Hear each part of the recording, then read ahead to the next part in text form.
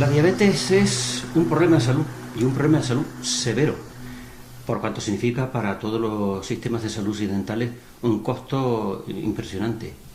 Como enfermedad podríamos decir que la diabetes es una enfermedad del metabolismo, es un trastorno del metabolismo de los hidratos de carbono, o lo que es lo mismo de los azúcares, o lo que entiende la gente de la glucosa, del azúcar alta.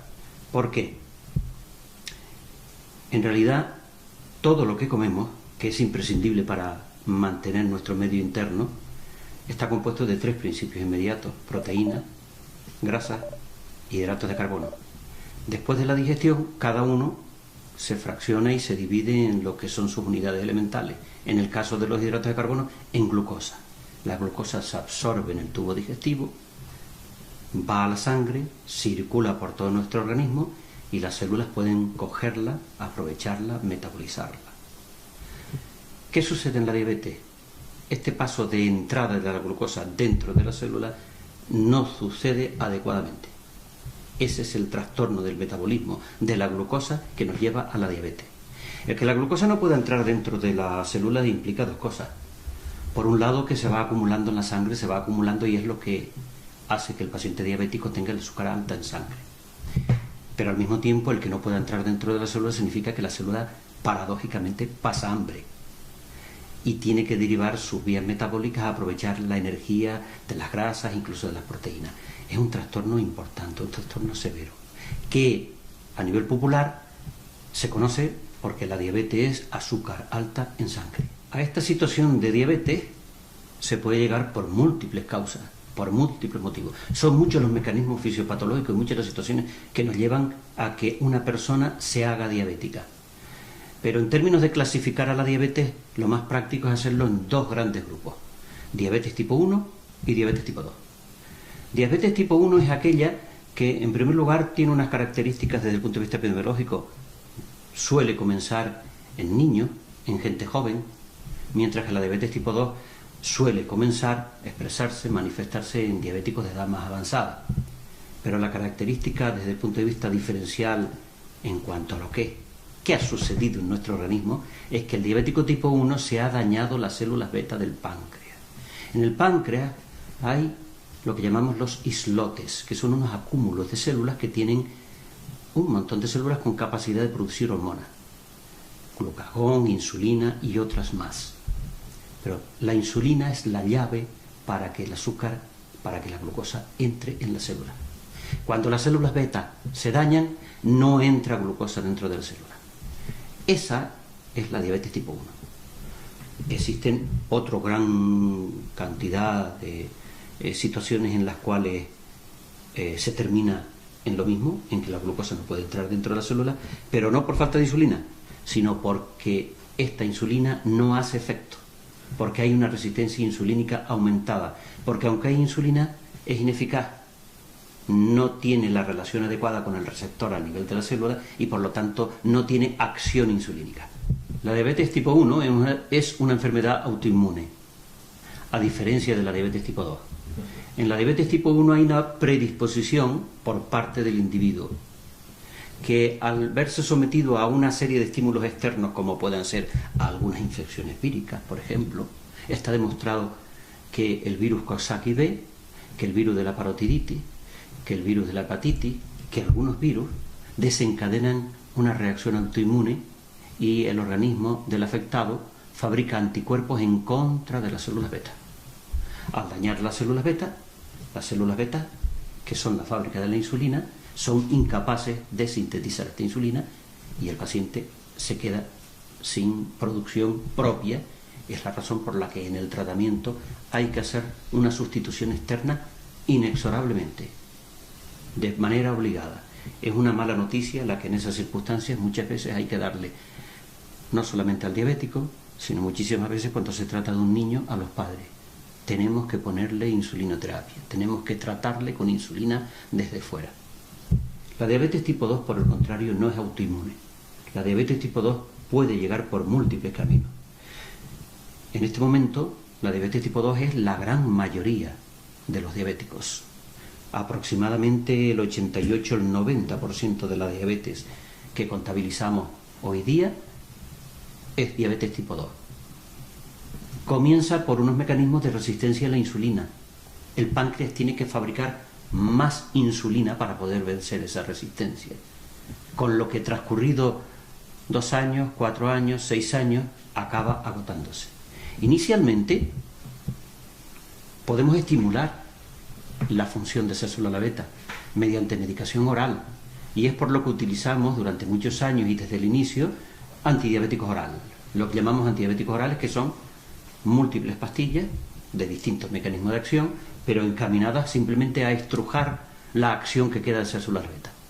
Pero con el paso del tiempo la célula beta se va agotando, lo que quiere decir que los diabéticos tipo 2 con el paso del tiempo también acaban en muchos casos necesitando tratamiento con insulina, porque ya no responden a la medicación oral.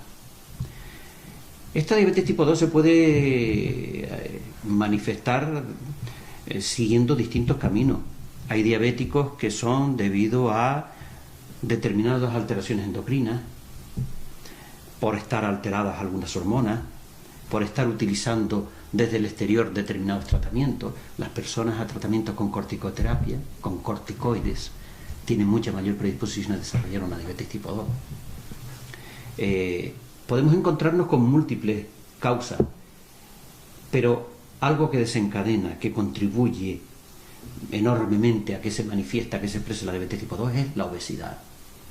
Por lo tanto, hoy día hablar de diabetes tipo 2 y hablar de la obesidad, prácticamente estamos hablando de un mismo tipo poblacional, porque el primer camino para llevar a una diabetes tipo 2 es prácticamente la obesidad, el sobrepeso. La plaga de la epidemia de diabetes tipo 2 que sufrimos las sociedades avanzadas en este momento, y en concreto en el occidente europeo, y en concreto en España, y en concreto en Canarias, está relacionada con la epidemia de sobrepeso y la epidemia de obesidad. Un matiz en cuanto a una diabetes de unas características muy peculiares es la diabetes gestacional. La diabetes gestacional es aquella que se expresa única y exclusivamente en el periodo gestacional. Es decir, no es una mujer diabética previamente que se queda embarazada. Es una mujer no conocida diabética que en la evolución de su embarazo desarrolla una diabetes mellitus, que cuando da a luz y termina el embarazo desaparece esa diabetes. Ha ocurrido simplemente coincidiendo con un periodo del embarazo. Eso es lo que se conoce por diabetes gestacional. Lo que pasa es que precisamente por estar embarazada, esta mujer no va a poder ser tratada con antidiabéticos orales que afectarían al niño, sino que hay que utilizar la insulina como arma terapéutica. Es interesante que en la diabetes gestacional señalemos que no quiere decir que esta mujer después de dar a luz vaya a quedar diabética, pero sí llamar la atención de que esta mujer tiene predisposición a desarrollar la diabetes tipo 2 posteriormente con el paso de los años.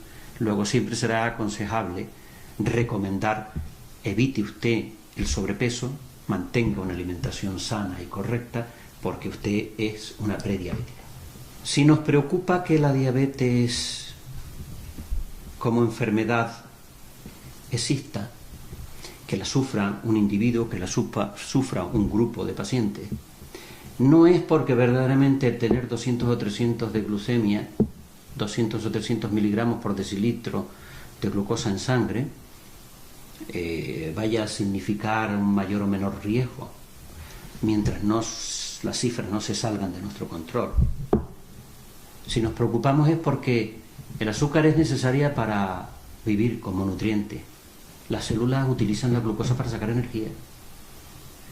Una glucosa de 80, 90, 100, 120 en sangre es necesaria, imprescindible. Pero el azúcar elevada en sangre, una glucemia por encima de 180, de 200 miligramos por decilitro, se vuelve tóxica. Se vuelve tóxica para los propios vasos. En realidad, un diabético que mantenga cifras elevadas de glucosa con el paso del tiempo, con el paso de los años, acaba teniendo una vasculopatía. De tal forma que cuando los diabetólogos tratamos con nuestros compañeros, los cardiólogos, ellos, en plan de broma, pero muy en serio, nos dicen que en realidad la diabetes es una enfermedad vascular. Nosotros tratamos personas con glucosa elevada, pero la glucosa elevada en sangre afecta a los vasos, a las arterias.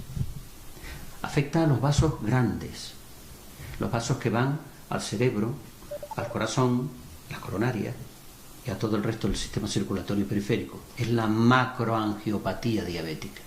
Y afecta a los vasos pequeñitos, muy finos, que van al glomérulo renal, que van a la retina y que van enrollando los nervios, que son unos cables, y le van alimentando. Esa es la microangiopatía diabética. La macroangiopatía diabética afecta a los vasos del corazón, los vasos del cerebro, y en realidad se manifiesta igual que en cualquier persona no diabética con el paso de los años. Es decir, todas las personas, si tienen la suerte de vivir años suficientes, a partir de los 70, 75, 80 años desarrollan un mayor o menor grado de angiopatía en relación con lo que conocemos como arteriosclerosis. ¿Qué sucede en el paciente diabético? Que si el paciente diabético se controla mal, esta angiopatía, idéntica a la de la arteriosclerosis, se manifiesta antes, se adelanta, aparece precozmente. Cambio, la microangiopatía es específica de la diabetes. Es decir, el daño que produce el azúcar elevada en los pequeños vasos del glomérulo renal, que produce en los pequeños vasos de la retina y en los pequeños vasos de los nervios, la microangiopatía a esos niveles sí se puede decir que es microangiopatía diabética, porque es específica y propia nada más que del paciente diabético mal controlado.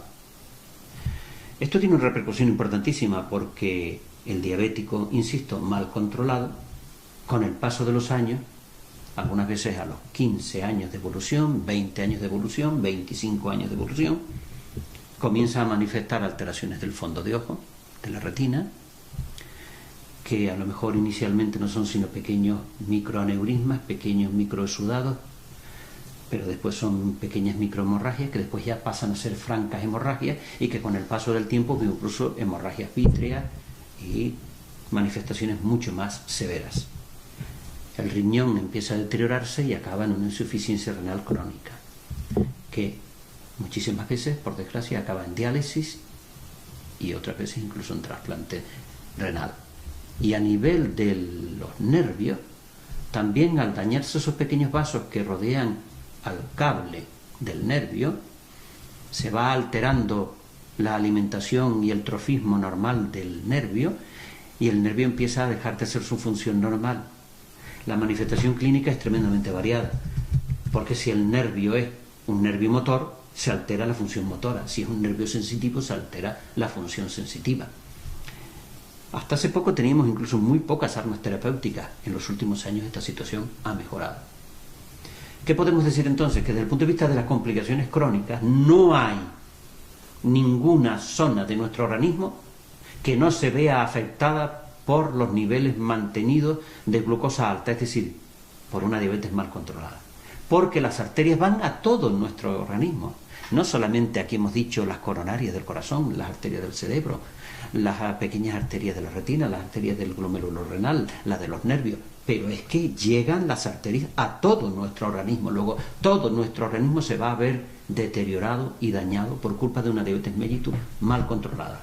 Y hago hincapié en esta última expresión, diabetes mal controlada, porque si el diabético está bien controlado y sus niveles de glucemia se mueven prácticamente en la normalidad, el diabético no desarrolla ninguna de estas llamadas complicaciones crónicas de la diabetes, porque así se conoce este tipo de problemas y este tipo de complicaciones. Las complicaciones vasculares de la diabetes se conocen como complicaciones crónicas de la diabetes porque se manifiestan con el transcurrir de los años.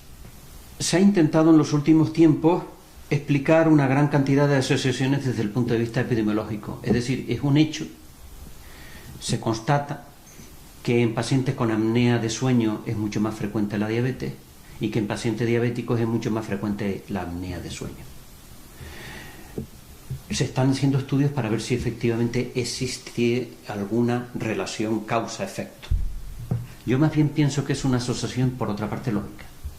Si decimos que la diabetes tipo 2 muy frecuentemente está desarrollada o facilitada por la presencia de obesidad, y la obesidad también facilita enormemente la aparición de la apnea de sueño, pues probablemente el origen no sea la diabetes, sino que sea la misma obesidad. Y que exactamente igual que cuando a un individuo, diabético o no, pero con sobrepeso y apnea de sueño, se le somete a un intenso régimen alimentario y de ejercicio y pierde peso y mejora su apnea de sueño, pues esto va a pasar tanto sea diabético como no sea diabético. Pero pensamos que es una asociación probablemente no causa-efecto, sino simplemente una asociación epidemiológica lógica en que el trasfondo es su sobrepeso o obesidad. Si hablamos de la diabetes tipo 1, hemos dicho que tiene un origen autoinmune. Las enfermedades de origen autoinmune no las sabemos prevenir. Se nace con la predisposición y no podemos evitar el conjunto de circunstancias externas, de factores externos que pueden echarla en marcha.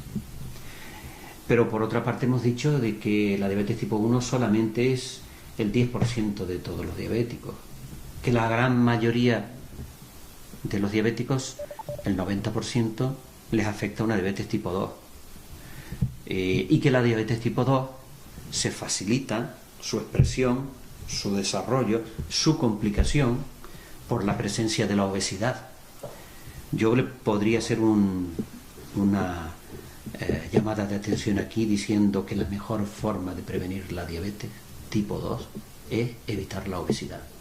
Una vida sana y una correcta alimentación y un correcto ejercicio físico que evite la obesidad y, si es posible, el sobrepeso.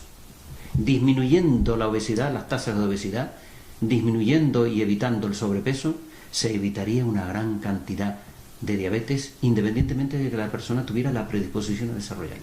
Si hemos dicho que la principal manifestación de la diabetes es la glucosa elevada en sangre, y que la glucosa elevada en sangre es un tóxico para los vasos, que esto se va a manifestar en forma de macro y microangiopatía diabética y todas sus complicaciones, el tratamiento correcto de la diabetes es aquel que normalice los niveles de glucosa en sangre. Claro, lo que nosotros no podemos hacer es imitar a la naturaleza totalmente. Por cuanto el páncreas, en su faceta endocrina, los islotes, la célula beta, es una bomba a demanda. Si comemos y nos sube el azúcar en sangre, fabrica insulina. Si no comemos y baja el azúcar, deja de fabricar insulina. Cambiamos el horario de comida, cambiamos el momento en que sube el azúcar en sangre, el páncreas responde cambiando el horario de su secreción. Es una bomba perfecta, a demanda. Cuando nosotros tenemos una diabetes tipo 1, el arma es inexorablemente poner insulina desde fuera, vía subcutánea, pinchar insulina al paciente. Y lo que debemos es recomendarle una pauta según la cual imitemos lo más posible al páncreas. De ahí que se pinchen, por ejemplo, insulina rápida antes del desayuno, insulina rápida antes del almuerzo, insulina rápida antes de la cena, antes de las comidas principales. Un diabético tipo 2 tenemos otras opciones. Podemos utilizar una medicación oral que antes del desayuno, antes del almuerzo, antes de la cena, lo que haga es estimular al páncreas para que sea este páncreas el que sintetice más cantidad de insulina. Si volvemos al tratamiento con la insulina, estarse pinchando insulina antes de cada comida no deja de ser una verdadera lata, una pesadez para algunas veces que el paciente lleve su plan de trabajo y de vida normal. Por eso ya hace muchísimos años se idearon las insulinas retardadas. La insulina retardada se pincha una dosis de insulina al desayuno y actúa durante gran parte del día. Se pincha una dosis de insulina a la cena y actúa durante la noche. Pero es una pauta que no imita adecuadamente al páncreas. No responde con unos perfiles tan adecuados.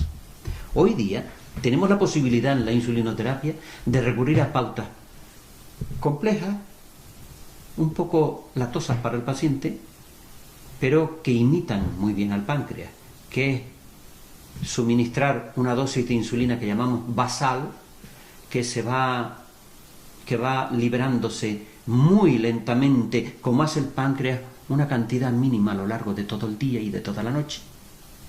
Y por el contrario, esto, que no es capaz de controlar las glucemias elevadas de después de la comida, se complementa con un pinchazo de insulina rápida al desayuno, un pinchazo de insulina rápida al almuerzo y un pinchazo de insulina rápida a la cena. Son pautas, insisto, un poco tormentosas, por llamarlo de alguna manera, para el día a día de un diabético durante días, durante meses y durante años. Pero es la pauta más fisiológica, porque es como logramos imitar al páncreas mejor. ¿Existen dispositivos? Existe la bomba de insulina. Con la bomba de insulina, la imitación está al páncreas, programándola adecuadamente, es bastante más adecuada. Hay muchas diabetes gestacionales, muchas diabéticas que con ocasión de quedar embarazadas, teniendo ellas demostrando una cierta habilidad para el manejo del dispositivo y dándoles la educación y la formación adecuada, llevan durante el embarazo estas bombas de administración de insulina subcutánea. Algunas veces se acostumbran y después de dar a luz quieren seguir con ella y es una ayuda terapéutica extraordinaria. Los antidiabéticos orales son tremendamente cómodos, pero siempre que se complementen con una dieta adecuada y estricta. Y transcurrido un tiempo, pues se verá si se va agotando el páncreas y se necesita la insulinoterapia o no. Hoy día, por esta vía de intentar aprovechar los restos del páncreas, estimular a la célula beta, a las pocas o muchas células beta que nos queden, en la diabetes tipo 2 han surgido nuevos fármacos. Nuevos fármacos que se administran vía oral, como son los inhibidores de la DPP4 o análogos de la GLP-1 que son pinchados como la insulina. Los pacientes algunas veces, como son pinchados, también piensan que son insulina. No es insulina. Es una hormona, un análogo de una hormona que en nuestro organismo, en el organismo del diabético, está disminuida y se le implementa, se le suplementa en mayor cantidad al paciente, y esta hormona lo que hace es estimular a la célula beta también para que sintetice insulina. O sea que el tratamiento inyectado al diabético tipo 2 ha llegado no solamente por la vía de la administración de insulina, sino de otras hormonas que facilitan que se sintetice insulina en la célula beta. Hoy día la diabetes tiene múltiples opciones de tratamiento. Un diabético tipo 2 puede tratarse con un fármaco, con dos fármacos cuyo mecanismo de acción se complemente, con tres fármacos, es decir, con múltiples fármacos, todos encaminados a intentar que el azúcar esté lo más controlada posible y que no tenga hipoglucemia.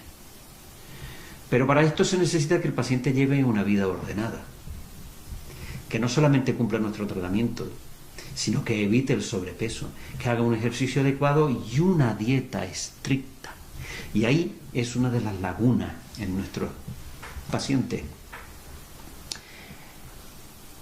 Yo creo que en líneas generales al paciente mediterráneo, en contraposición al paciente anglosajón o al paciente centro y norte europeo, el paciente mediterráneo y más el paciente español es mucho más anárquico en sus hábitos dietéticos.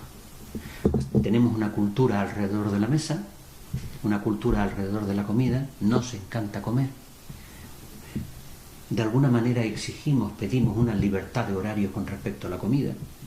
Y claro, todo esto va en contra de lo que es llevar adecuadamente una diabetes. En este aspecto, para el control del diabético es absolutamente fundamental educarle adecuadamente.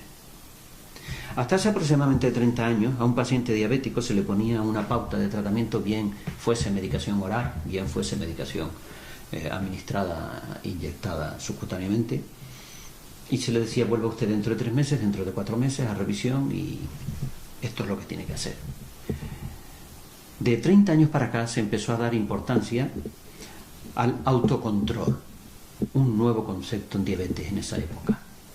El autocontrol consiste en que el paciente diabético, coincidiendo con determinadas circunstancias, como es que tenga una gripe, una mala circunstancia familiar, un aumento del ejercicio, cualquier cambio en su día a día, lo detecte vea que se están alterando sus niveles de glucosa y modifique la pauta.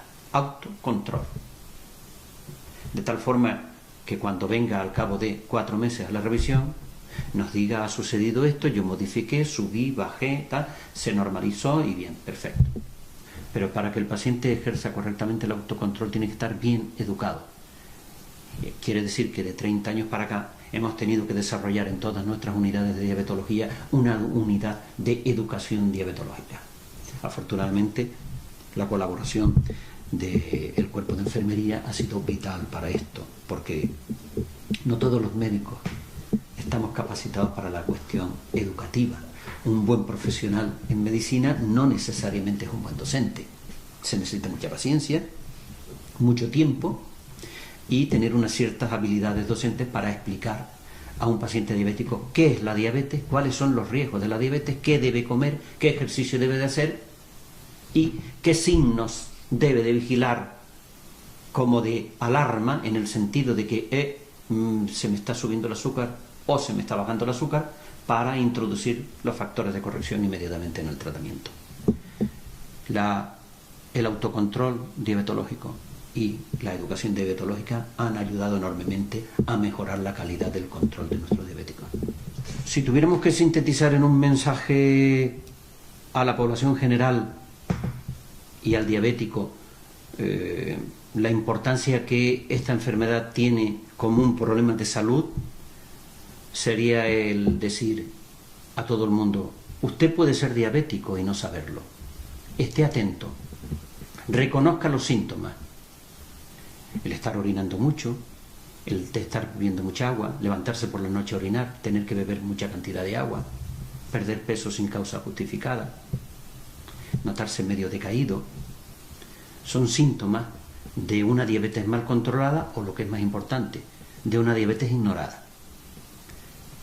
A toda la población en general debíamos de advertirle: esté atento, usted puede ser diabético y no saberlo. Ante cualquiera de estos síntomas, muy sencillo, acudir al sistema de salud, acudir a su médico y chequear. Se puede medir una glucosa simplemente sin análisis de sangre, sino por un pinchazo en el pulpejo del dedo, una glucemia capilar que llamamos. Una vez que se sabe que es diabético, no se lo tome a broma. El azúcar alta en sangre afecta a los vasos, altera nuestras arterias, se alteran nuestros órganos y puede manifestarse en forma de una trombosis, de un accidente cerebrovascular, en forma de un infarto de miocardio, como de un deterioro de la vista por afectación de la retina, de un deterioro del riñón, de un deterioro de la función del riñón y de tantos y tantos órganos.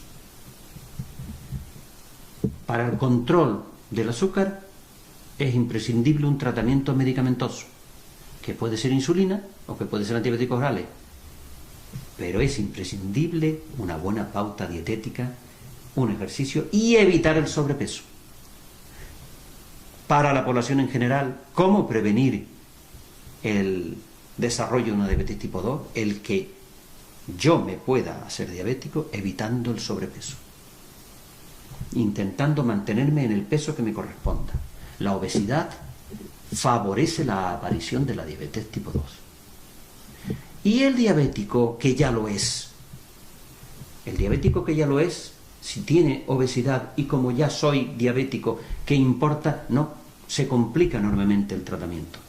Necesita mucha más dosis de insulina si está con ella, necesita mucha más dosis de antidiabéticos orales si está con ellos.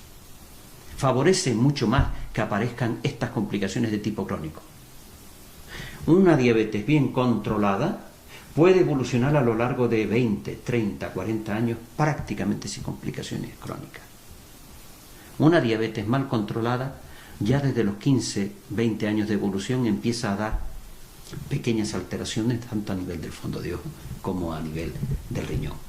Es importantísimo periódicamente un diabético que haga un examen de fondo de ojo a partir de los 5 años de diabetes y una analítica. En el examen de fondo de ojo, porque es como una ventana en la cual vemos el fondo de ojo y sin necesidad ninguna de biopsia, vemos cómo están los pequeños vasos. Es como una visión de nuestro interior, sin necesidad de hacer ningún corte y sacar ninguna biopsia. En el caso de la analítica, porque nos va a decir si tenemos, en el caso de la sangre, pequeña alteración de la urea, pequeña alteración de la creatinina, en el caso de la orina, la aparición de microalbuminuria, que es pequeñísimas cantidades de albúmina en la orina y que sería el primer síntoma de que ese riñón está empezando a deteriorarse, está empezando a quejarse. Muchos años antes de que ese diabético necesite diálisis o necesite ningún otro tipo de tratamiento.